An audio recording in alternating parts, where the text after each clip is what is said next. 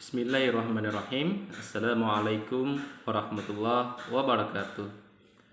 Selamat pagi anak-anakku sekalian. Bagaimana kabarnya hari ini? Ustadz harapkan kalian dalam keadaan sehat walafiat. Di video pembelajaran kali ini, Ustadz akan membahas materi mengenai kewajiban dan tanggung jawab. Pada video sebelumnya, Ustadz sudah membahas mengenai hak. Kali ini kita akan belajar mengenai kewajiban dan tanggung jawab. Pertama, kewajiban. Kewajiban adalah sesuatu yang harus dilaksanakan dengan penuh rasa tanggung jawab. Ustadz ulangi lagi, kewajiban adalah sesuatu yang harus kita laksanakan dengan penuh rasa tanggung jawab. Contoh, seorang anak berkewajiban membantu, menghormati, dan menghargai kedua orang tuanya. Bisa kalian lihat pada gambar di bawah. Ada seorang anak yang membantu orang tuanya, ada seorang anak yang berbakti kepada orang tuanya, dan ada pula anak yang menghormati kedua orang tuanya. Itu merupakan kewajiban kita terhadap orang tua. Selanjutnya, kewajiban warga negara Indonesia. Yang pertama, setiap warga negara wajib membayar pajak dan retribusi yang telah ditetapkan oleh pemerintah pusat dan pemerintah daerah. Atau pasal 23A. Bisa kalian lihat di sini ada berbagai macam pajak yang harus dibayarkan oleh warga negara kepada negara. 1. Ada pajak kendaraan bermotor. Pastinya ketika kalian mempunyai kendaraan bermotor, setiap tahunnya kalian harus membayar pajak. Ada yang kedua, bea balik nama kendaraan bermotor. Yang ketiga, pajak bahan bakar kendaraan. 4. Pajak air permukaan. 5. Ada pajak rokok. Ada pajak hotel, pajak restoran, pajak hiburan, pajak reklame, pajak penerangan, pajak mineral bukan logam, bebatuan, pajak parkir, pajak air tanah, pajak sarang burung walet, pajak bumi dan bangunan, dan ada bea perolehan hak atas tanah dan bangunan.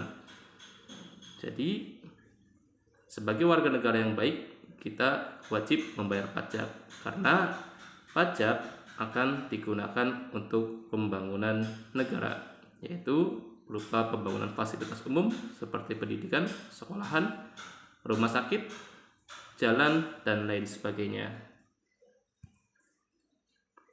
Berikutnya, kewajiban warga negara yang kedua yaitu setiap warga negara wajib mentaati serta menjunjung tinggi dasar negara, hukum, dan pemerintahan tanpa terkecuali serta jalankan dengan sebaik-baiknya. Pasal 27 ayat 1. Bisa kalian lihat perbandingan gambar. Sebelah kiri ada orang yang mengendari sepeda motor berboncengan 3, tidak mengenakan helm. Itu artinya dia tidak taat hukum, dia melanggar peraturan hukum. Sedangkan gambar yang sebelah kanan, kalian lihat ada orang berkendara motor tetapi mereka menggunakan helm. Artinya mereka sadar akan hukum, dia juga menjaga keselamatannya. Gambar di bawahnya ada gambar demonstrasi. Sebelah kiri itu demonstrasi anarkis berujung rusuh. Itu berarti demonstrasi tidak bertanggung jawab. Sedangkan yang sebelah kanan itu bisa kalian lihat ada orang berdemonstrasi dengan tertib. Ya, kita boleh berdemonstrasi, mengeluarkan pendapat karena itu sudah diatur dalam Undang-Undang Dasar Negara kita. Ya, jadi itu tidak melanggar hukum ketika kita berdemonstrasi. Yang melanggar hukum adalah jika demonstrasi itu berakhir dengan anarkis atau kekerasan. Yang ketiga, setiap warga negara memiliki kewajiban untuk berperan serta dalam membela, mempertahankan kedaulatan negara Indonesia dari serangan musuh. Bisa melihat di situ gambar yang pertama mengikuti upacara bendera, karena dengan mengikuti upacara bendera berarti jiwa nasional kita akan tumbuh sehingga kita mau mempertahankan kemerdekaan negara kita. Kemudian Yang kedua, belajar dengan giat. Itu berarti menumbuhkan semangat untuk membangun bangsa. Yang ketiga, yaitu di situ adanya persatuan dan kesatuan. Dengan adanya persatuan dan kesatuan, maka Indonesia tidak akan mudah dijajah.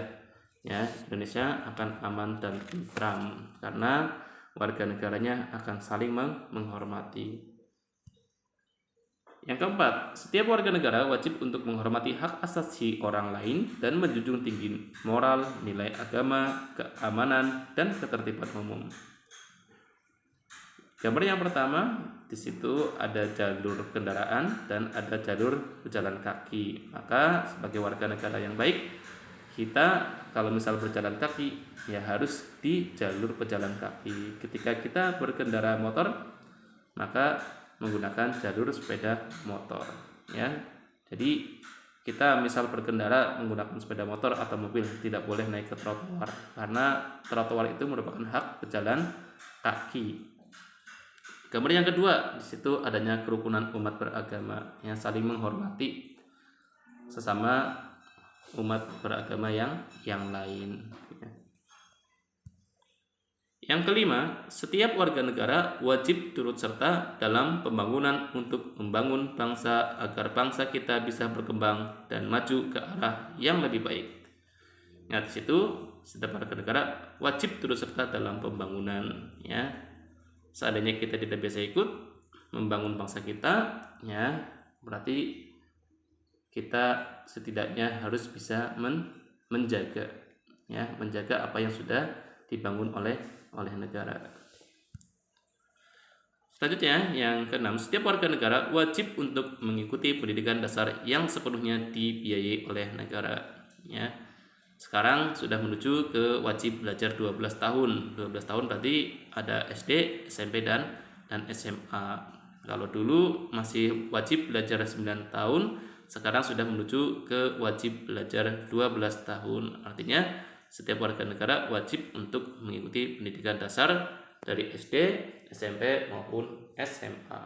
Karena di beberapa daerah ya SMP sekarang sudah gratis, SMA juga sudah gratis, SD juga sudah digratiskan biaya sekolahnya. Kemudian yang kedua, tanggung jawab. Tanggung jawab adalah kesadaran manusia akan tingkah laku dan perbuatannya yang disengaja maupun tidak disengaja. Nah, di sini sadar akan perbuatan baik yang disengaja maupun tidak disengaja. Bersikap tanggung jawab juga merupakan perwujudan kesadaran akan kewajiban. Tanggung jawab adalah ciri manusia yang beradab. Jenis tanggung jawab yang pertama, tanggung jawab terhadap Tuhan.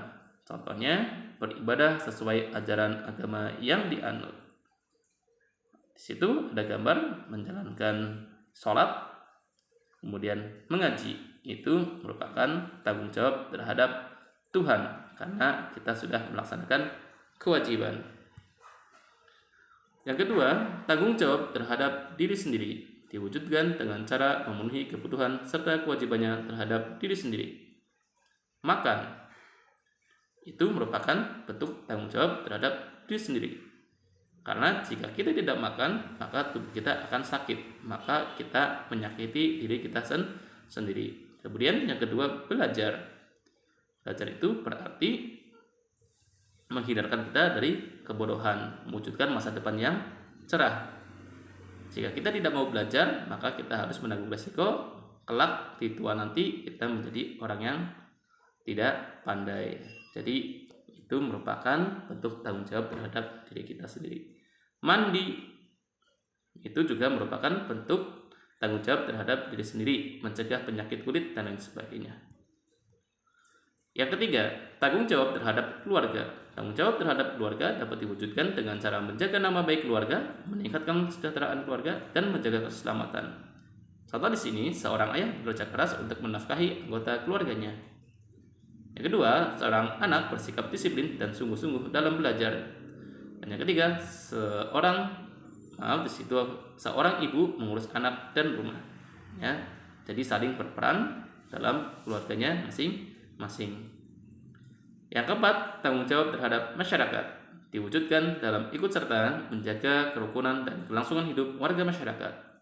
Contoh, Pak Budi sebagai warga masyarakat memutuskan untuk menunda acara berliburnya bersama keluarga karena Pak Budi harus ikut bekerja bakti. Ini berarti mencerminkan bahwa Pak Budi merupakan orang yang tanggung jawab terhadap masyarakat. Walaupun ada kepentingan yang lain, tetapi Pak Budi lebih mementingkan kepentingan masyarakat di atas kepentingan sendiri.